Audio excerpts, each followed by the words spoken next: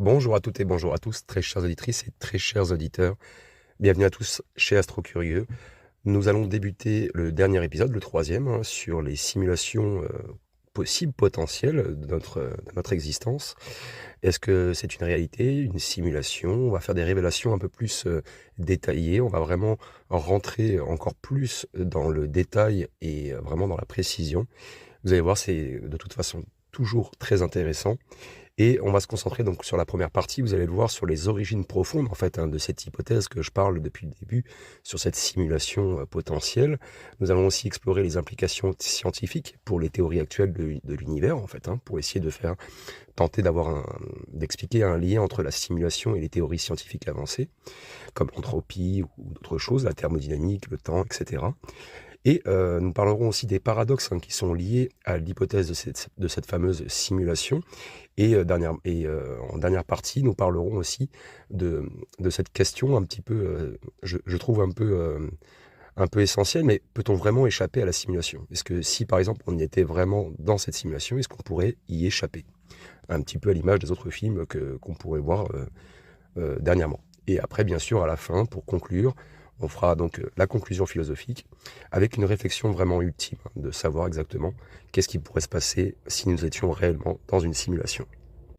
Alors donc c'est un podcast, effectivement, pur. Il n'y a pas de vidéo ni de photos comme dans les 2 derniers précédents épisodes. Ça me permet d'avoir un peu plus de temps pour le montage des autres playlists que je suis en train de confectionner en ce moment même.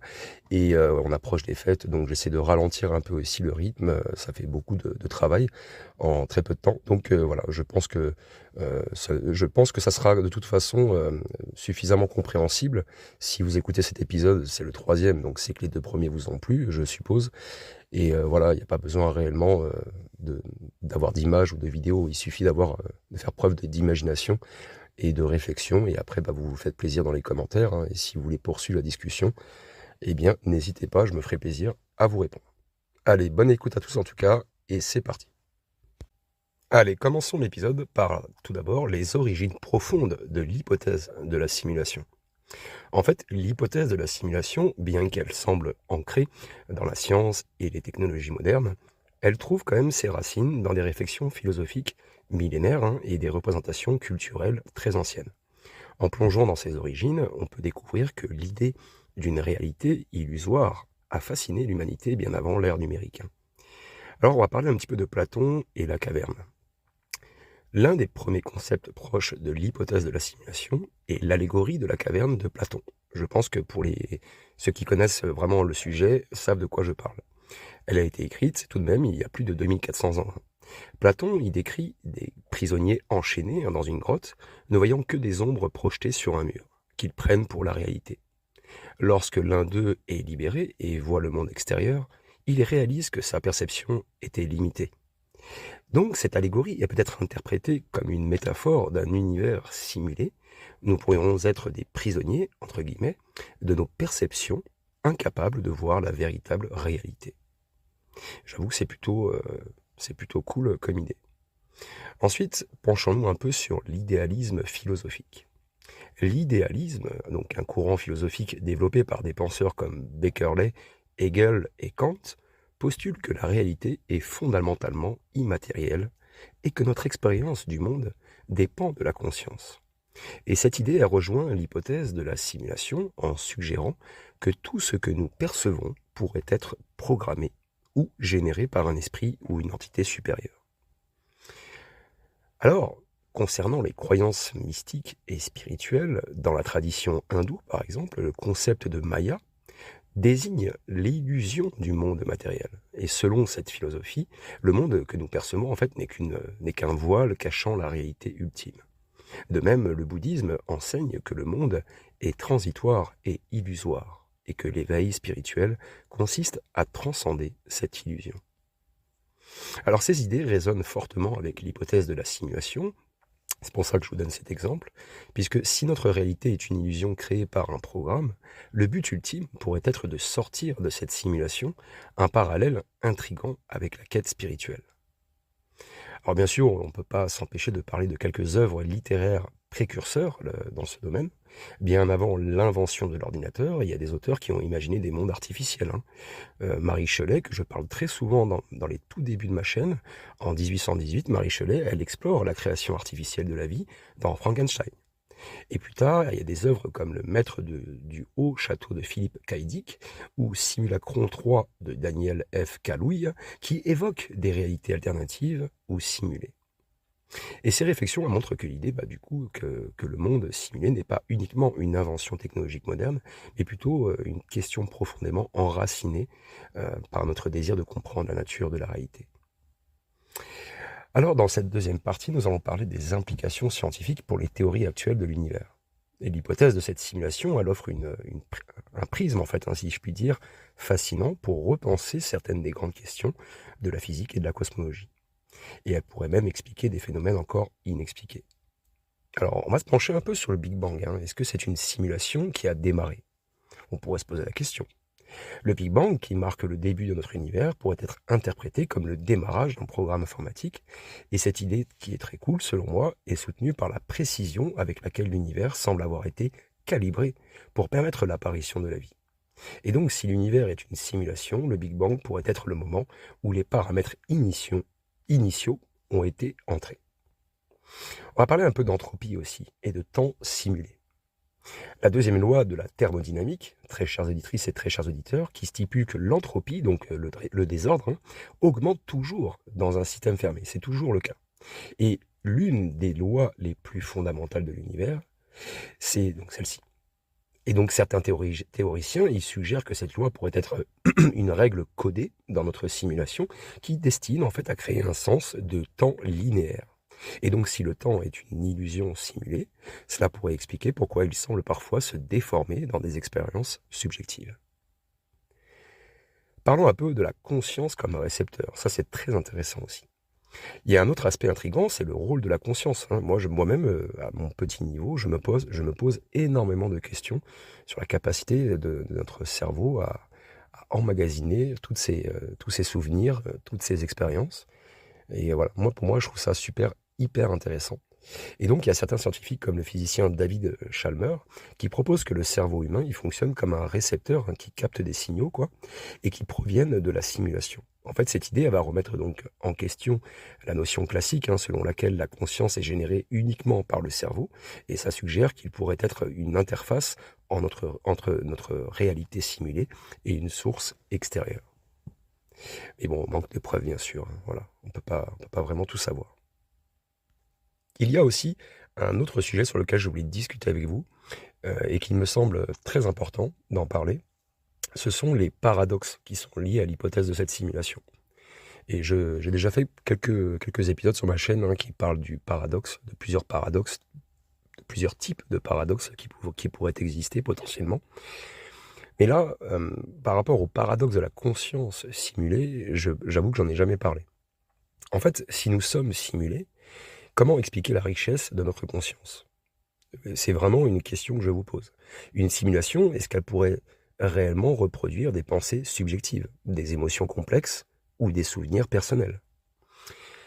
Alors, ce paradoxe, il va poser forcément des questions essentielles et qui vont, on va dire, de savoir en fait, hein, si la conscience est une propriété émergente d'un système suffisamment complexe. Je peux vous l'admettre, c'est assez compliqué à expliquer, ou si elle nécessite une origine transcendante. Donc je vous laisse vous faire plaisir dans les commentaires pour appuyer un petit peu sur ce point-là, ou même donner une contradiction, car moi-même je ne suis pas sûr. Après, vous avez le paradoxe moral. Donc on va parler un petit peu de responsabilité des simulateurs, hein, et ça on en a déjà parlé un peu avec les Sims, hein, on va dire ironiquement tout à l'heure. Et donc les simulateurs sont-ils responsables de la souffrance et des injustices dans notre monde? Voilà, quand j'ai fait l'épisode sur la géopolitique 2024, c'est un épisode qui m'a pris énormément de temps, hein, 150 heures de travail tout de même, de recherche et d'écrit. Et bon, pour le moment, il n'y a pas beaucoup de vues, mais je pense que c'est parce que j'ai pas mis les bons tags et tout ça. Mais en fait, on pourrait se demander, est-ce que les créateurs, les simulateurs ont une responsabilité sur la géopolitique, sur le monde, sur la souffrance, sur les peines que peuvent avoir n'importe quel être humain sur Terre?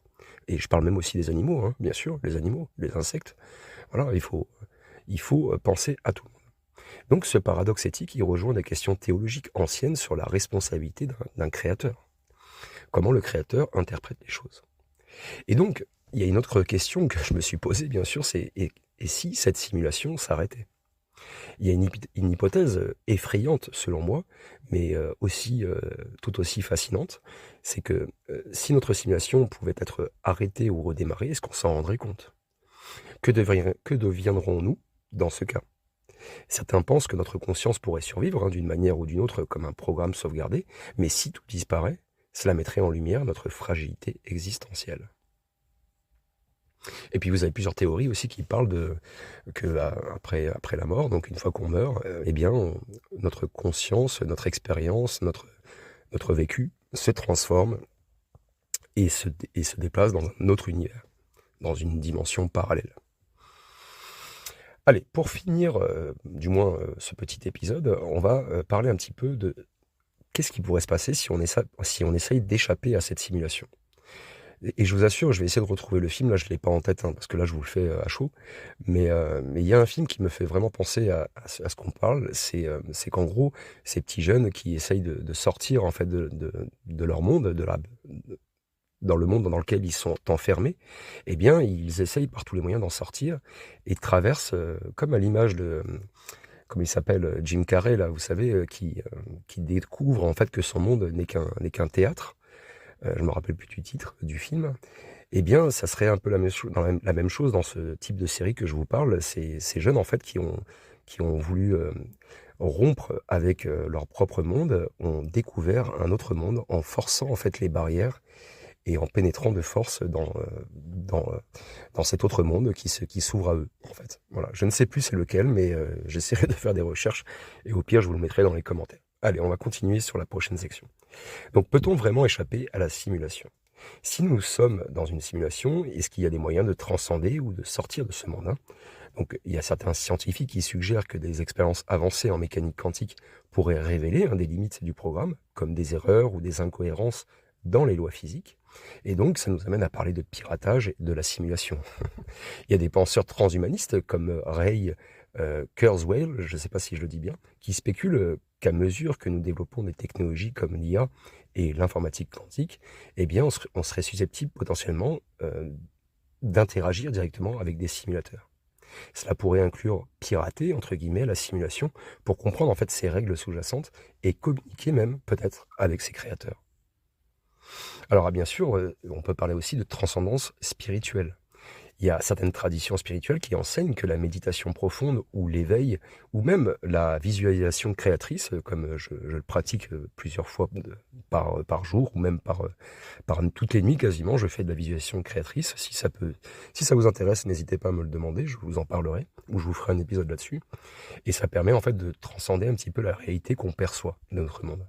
Et donc si notre monde est une simulation, eh bien ces pratiques pourraient offrir un moyen de voir au-delà de ces illusions du programme, des illusions que le programme nous donne. Allez, finissons sur ce dernier point de cet épisode. Quand on combine en fait la science, la philosophie et la science-fiction, eh bien l'hypothèse de la simulation nous pousse en fait à reconsidérer notre place dans l'univers. Et même si nous ne pouvons pas prouver que nous sommes simulés, cette idée, elle ouvre des portes vers des réflexions profondes sur la nature de la réalité et de la conscience. Et donc que nous soyons simulés ou réels, comme je vous l'ai déjà dit, nos expériences, nos émotions, nos actions ont une valeur intrinsèque. Et donc, l'hypothèse de la simulation nous rappelle que le simple fait d'exister est un mystère magnifique, je trouve. Donc, l'exploration de ces questions ne se termine pas ici, bien sûr. C'est une quête infinie, et chaque réponse soulève de nouvelles interrogations. On va continuer, bien sûr, à chercher, parce que c'est cette quête de vérité qui définit notre humanité, si je puis dire. Voilà, pour cet épisode, en tout cas, on va s'arrêter là. J'espère que cela vous a plu. J'ai créé un autre épisode, un dernier épisode là-dessus, vraiment pour amplifier encore plus les détails et la compréhension de ce qu'on pourrait percevoir de cette simulation. Si ça vous intéresse, n'hésitez pas à me le dire dans les commentaires. Et auquel cas, je vous le posterai si vraiment la demande est conséquente. Prenez tous soin de vous, n'hésitez pas à laisser un commentaire et à liker la vidéo, ça me fait extrêmement plaisir de vous lire le matin, donc n'hésitez pas, faites-vous plaisir et communiquons ensemble pour avancer un peu dans cette réflexion. Je trouve ça vraiment très intéressant de partager toutes ces idées qu'on peut développer ensemble depuis que ma chaîne existe, bien sûr. Prenez tous soin de vous, pardon, et à très bientôt pour un nouvel épisode. Ciao.